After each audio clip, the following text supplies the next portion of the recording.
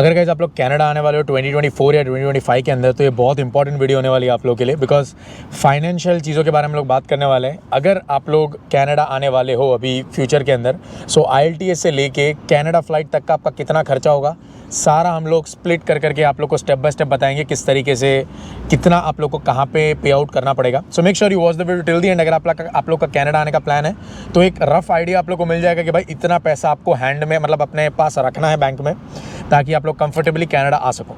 So make sure you watch the video till the end. ज़्यादा नहीं करते, video शुरू करते हैं। शुरू करने से पहले लाइक, सब्सक्राइब, शेयर जरूर कर देना। So my name is Vishwa. I am in George Brown College. Okay, तो आप कब आए थे कनाडा?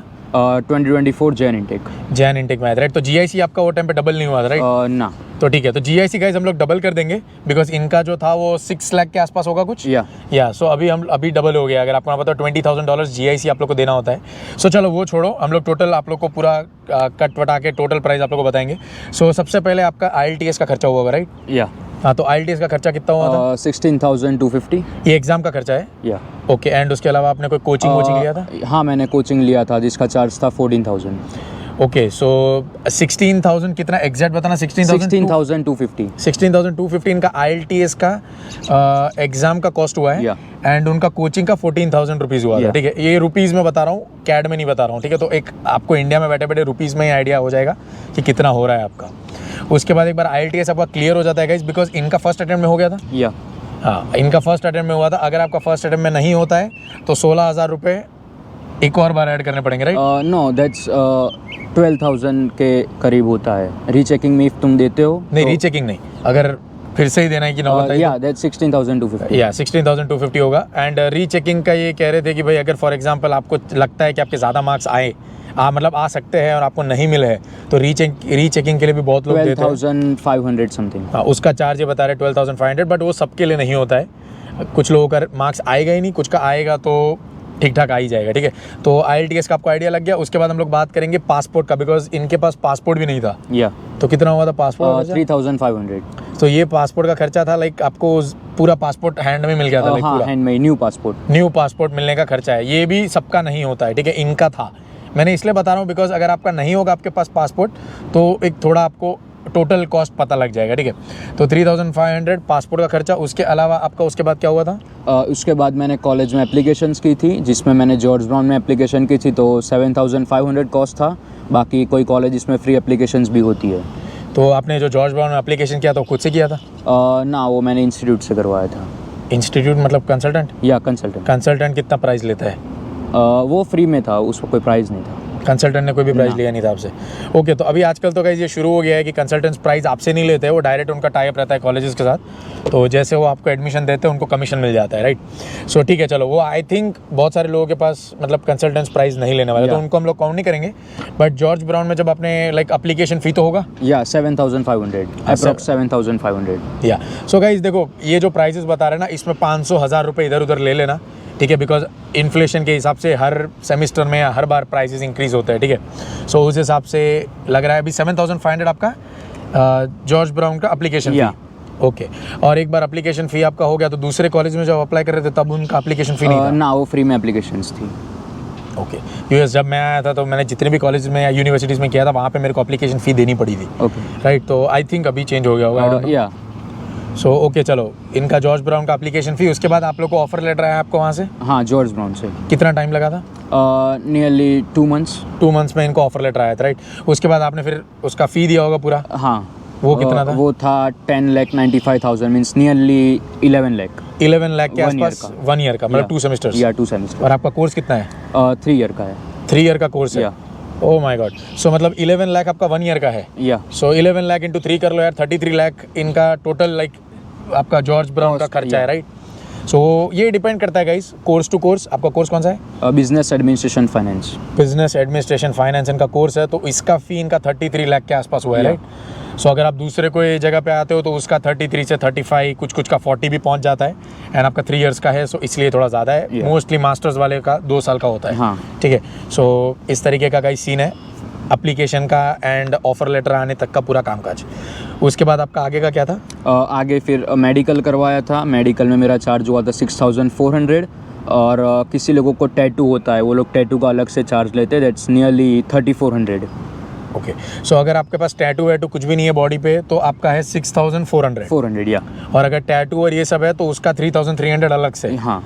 ओ भाई साहब, तो देख लो भाई इस तरीके का है। एंड ये 6400 है। मेडिकल का भाई हर बार चेंज होता रहता है। मैं जब आया था I still remember around, I don't know कितना होगा, बट 3,000 के इर्द गिर्द था। मुझे याद नहीं है, बट इसके आसपास ही था कुछ। सो मेडिकल का इतना है। Yeah. एंड उसके बाद आपका टैटू भी हो गया। हाँ। उसके बाद मेडिकल के बाद क्या GIC? GIC। तो GIC का बता दो। GIC मैंने पे की थी नियरली 6,50,000, लेकिन अभी तो डबल हो जाएगी, मीन्स तो नियरली 13 लाख हो जाएगी अभी। तो GIC का गाइज आपको 13 लाख रुपीज़ साइड में रखना है। ये जो भी बता रहा हूँ उसको रख के साइड में, ठीक है। नेक्स्ट एक बार आपका गाइज ये सब हो जाता है, उसके बाद आता है आपका बायोमेट्रिक्स का, ठीक है। बायोमेट्रिक्स का फ़ी कितना था आपका? बायोमेट्रिक का आई थिंक फीस नहीं था, लेकिन उसके मैंने प्रीमियम लिया था जिसका था 3,500। ओके, बायोमेट्रिक्स प्रीमियम में आई थिंक पासपोर्ट आपका मतलब वो घर पे लेने आते हैं, हाँ, फिर वो घर पे दे जाते हैं। हाँ, क्योंकि मैंने भी प्रीमियम लिया था गाइज, थोड़ा जल्दी रहता है। अब आई डोंट नो कितना फ़र्क पड़ता है अभी, बट वो टाइम पे थोड़ा जल्दी आ जाता तो लिया था मैंने। एंड बायोमेट्रिक्स का वैसे कोई फ़ी नहीं है? I don't think so.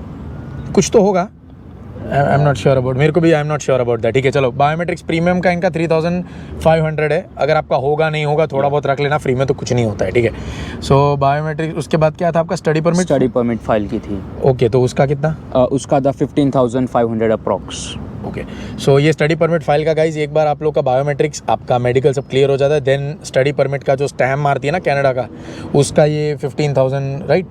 Visa file रखने का। हाँ, वीज़ा फाइल रखने का 15,500 ये वीज़ा फाइल रखने का चार्ज है टोटल। उसके बाद क्या है? उसके बाद आपका टिकट। अच्छा, फ्लाइट टिकट। या अब ये डिपेंड करता है गाइस, ठीक है, आप कहाँ से कहाँ तक का ले रहे हो, डायरेक्ट है, इनडायरेक्ट है, टाइमिंग क्या है आपका बुक करने का। बट इनका थोड़ा मुझे ज़्यादा एक्सपेंसिव लगा। एक्सपेंसिव था, दैट्स नियरली 1,75,000। 1,75,000 के आसपास इनका INR के अंदर इनका फ्लाइट टिकट था, जो था इंडिया से कहाँ पे? लंदन, और लंदन से कनाडा। ओके, तो इस तरीके का पूरा फ्लाइट टिकट था। देखो ये डिपेंड करता है, ठीक है, ऊपर के जो प्राइजेस बताए इसमें तो 500,000 का फ़र्क पड़ेगा, बट इसमें बहुत फ़र्क पड़ सकता है अगर आप लोग थोड़ा इधर उधर घुमा फिरा के लेते हो तो, ठीक है। सो फ्लाइट टिकट के बाद आपका क्या था? शॉपिंग। ओके, ठीक है। शॉपिंग में बैग लिए थे आपने? दो बैग था, मेरा कॉलेज का एक बैग था, बाकी clothes, utensils and all. Clothes, utensils, तो इसका कितना अराउंड 80 to 90,000। 80 to 90,000। हाँ, बैग वैग थोड़ा एक्सपेंसिव होगा राइट? हाँ। 23 kgs के। तो मेरा आई डोंट नो गाइस, मेरे को याद नहीं है, 2.5 years हो गए, बट इनका अभी 90,000 के इर्द गिर्द गया है। हाँ। मैक्सिमम पकड़ लो, गुजरात में 90 गया है, मतलब दूसरे जगहों पे तो 1 लाख पकड़ ही लेने का। हाँ। ठीक है, तो उतना तो चला ही जाएगा। उसके बाद है आपका? उसके बाद मैं इंडिया से करेंसी कन्वर्ट करवा के लेके आया था। ओके, नियरली 3,000 कैनेडियन डॉलर, मतलब 1,80,000 समथिंग हो रहा था। 1,80,000 आपने इंडिया से करा दिया था, ठीक है। तो वो काम आया था यहाँ पे आते? हाँ, वो काम आया था, क्योंकि स्टार्टिंग में GTA में एक्सपेंसेस ज़्यादा होते हैं, तो फर्स्ट एंड लास्ट मंथ का रेंट, फिर मेरे को लैपटॉप लेना था एंड ऑल, सो काम आया था वो। सो 3,000 में लैपटॉप आ गया था? हाँ, आ गया था। और रेंट भी निकल गया था फर्स्ट क्लास का? हाँ। और बाकी भी बचे थे। लैपटॉप मेरा नियरली $800-900 का आया था, फिर रेंट लिया था 500 मीन्स 1000, और मेरा 1,000 बचा था मेरे पास। 1,000 बचा था आपके पास, ठीक है। फिर विंटर शूज़ और ये सब था, इसलिए। विंटर शूज़ यहाँ पे आके लिया था? हाँ, विंटर शूज़ यहाँ पे आके लिया था मैंने। विंटर जैकेट इंडिया से लिया था। विंटर जैकेट इंडिया से लिया था, ठीक है। देखो कोशिश करो गाइस, अगर ये सब इंडिया से आप ले सकते हो तो लेने की कोशिश। वैसे मैं रिकमेंड नहीं करता, यहाँ पे जो मिलेगा वो ज़्यादा अच्छी क्वालिटी का होता है, बट थोड़ा एक्सपेंसिव भी होगा, तो आपको उस हिसाब से वहाँ से प्राइस लेके आना पड़ेगा राइट। बट अगर नहीं लानी है पैसे वैसे सेफ, तो इंडिया से लेके आ जाओ, कोई इतना ज़्यादा कोई पहाड़ नहीं गिर जाएगा, ठीक है। सो उसके अलावा ये था। उसके बाद आपने शॉपिंग कर दिया। शॉपिंग के अंदर आपका विंटर जैकेट और ये सब आ गया 90 में? विंटर जैकेट सब आ गया, 90 में सारा इंक्लूडेड है। उसके बाद 3,000 लेके आए थे। देखो आप 10,000 तक ला सकते हो आई थिंक राइट, या $10,000 कैड तक आप लोग कैश में आपके पास बैग में रख के एयरपोर्ट पे ला सकते हो। उससे ज़्यादा रहा तो इंक्वायरी होगी एयरपोर्ट के ऊपर। सो उतना आपको ज़रूरत भी नहीं है भाई। मैक्सिमम टू मैक्सिमम 1,000 से 4,000 के बीच में अगर आप लेके आते हो तो I think you are good to go. And GIC आपका कब आता है यहाँ पे आने के बाद?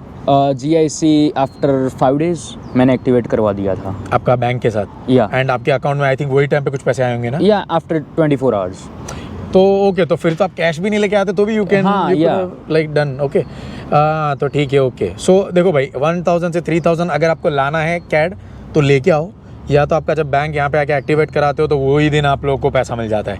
इन्होंने 4 दिन के बाद कराया था, आप उसी दिन जिस दिन लैंड होते हो ना उसके अगले दिन भी करा सकते हो, ठीक है। तो कितना मिला था वो टाइम पे?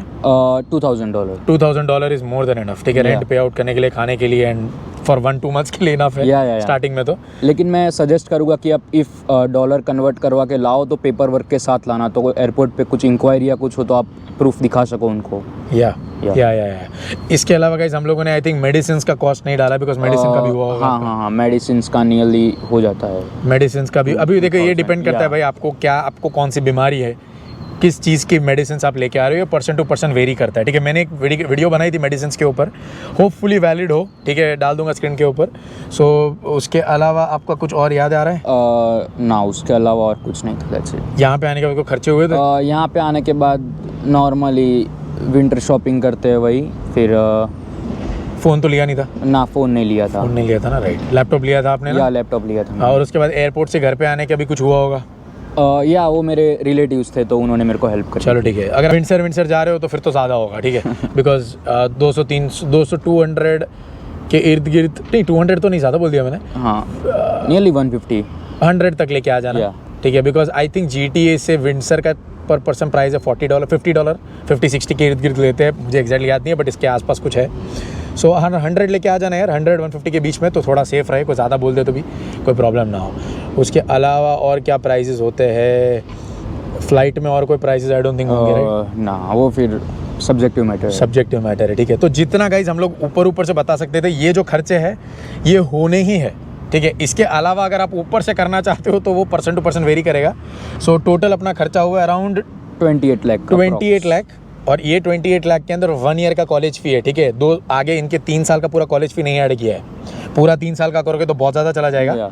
एंड वो 3 साल का इसलिए नहीं किया है मैंने, बिकॉज एक बार आप यहाँ पे आते हो फिर आपकी यहाँ पे कमाई शुरू होती है, एंड देन उस हिसाब से आप पे आउट कर सकते हो। बट शुरू में जब 1 ईयर का आप दोगे तो वो तो सबको ही देना पड़ेगा, राइट। एंड आपका उसमें क्या होगा, एक्सप्रेस में क्या होगा ना फाइल, या बिकॉज 1 ईयर का आपने फ़ी दिया था। हाँ, तो इनका वीज़ा जो था वो आई थिंक एक्सप्रेस में गया था। तो एक्सप्रेस में कोशिश करना गाइस, बिकॉज अभी फ़िलहाल रिजेक्शन एंड ऑल भी बढ़ रहे हैं, तो जितना क्लियर कट रख सकते हो रखने का ट्राई करो। सो आपका टोटल खर्चा मेरे हिसाब से अप्रॉक्सीमेटली 28 लाख to 30 लाख के आसपास होगा, अगर आप लोग कनाडा आने वाले हो तो। 2024 के अंदर, ये साल एंडिंग तक 30 लाख तक, इंक्लूडिंग GIC, ठीक है। अभी का GIC लेटेस्ट जो $20,000 है वो इंक्लूड करके आपका इतना खर्चा जाएगा। बाकी का अगर आप ऊपर से थोड़ा करते हो तो 33, 34, 35 तक हो जाता है। एंड ये 12th के बाद आए इसलिए इनका 3 साल का है। अगर आप लोग 2 साल करने आते हो तो इससे थोड़ा कम होगा, ठीक है। सो इस तरीके का है। होप गाइज हेल्प मिली हो। जितना हम लोग बता सकते थे उतना बताने का ट्राई किया। अगर कुछ मैंने मिस कर दिया हो तो कमेंट सेक्शन में ज़रूर बता देना, मैं पिन कर दूंगा वो कमेंट को, सो दैट दूसरे बंदों को भी क्लियर आउट हो कि भाई वो खर्चे हमने मिस आउट कर दिए। बट आई थिंक होपफुली सब या तो यही था भाई आज का वीडियो। कैसा लगा मुझे ज़रूर कमेंट में बताना। बाकी कोई और वीडियो चाहिए तो डू लेट मी नो, उसको भी मैं आगे फ्यूचर के वीडियोज़ के अंदर ऐड कर दूँगा। सो फिर मिलते हैं अगली वीडियो में, तब तक के लिए बाय बाय।